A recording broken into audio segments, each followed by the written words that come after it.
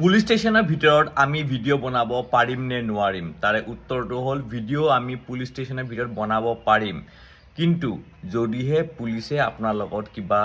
Illegal কিবা act কৰে বা আপোনাৰ লগত কিবা বেয়া ব্যৱহাৰ কৰে তেতিয়াহে আপুনি ভিডিঅ' বনাব পাৰিব পুলিশ স্টেশন কাৰণ পুলিশ স্টেশন এটা পাব্লিক প্লেস হয় কোনো প্ৰাইভেট প্লেস নহয় দুই নম্বৰ কথাটো হ'ল যদি কোনোবা পুলিশ অফিচাৰে আপোনাৰ ধৰক আপুনি এখন এফআইআৰ দিছে তাতে পুলিচে আপোনাৰ এফআইআৰ এখন ৰেজিষ্টাৰ কৰিব বিচৰা নাই তেন্তে আপুনি পুলিচৰ হাত ভৰি ধৰিব নালাগে তেওঁক আপুনি একো ৰিকুৱেষ্ট কৰিব নালাগে আপুনি প্ৰথম এফআইআৰখন দিলে তাৰপিছত তেওঁ এফআইআৰখন ৰেজিষ্টাৰ নকৰিলে কিন্তু তাৰ পাছত আপুনি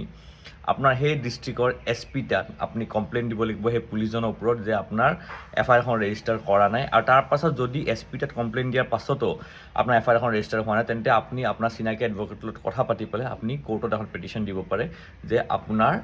এফআইআৰখন ৰেজিষ্টাৰ হোৱা নাই আৰু 3 নম্বৰটো হ'ল ধৰক আপোনাৰ পুলিচে এৰেষ্ট কৰিছে আৰু তেতিয়া আপোনাৰ মানে চিনাকি এডভকেটৰ লগত আপোনাক কথা পাতিবলৈ আপোনাক ৰখাব নোৱাৰে আপনাৰ পুৰা অধিকাৰ আছে আপনাৰ এডভোকেটৰ লগত আপুনি কন্টেক্ট কৰিব পাৰিবই বিৰাট দৰকাৰী ভিডিঅ' সকলোলৈ শ্বেয়াৰ কৰি দিব জয় আই অসম।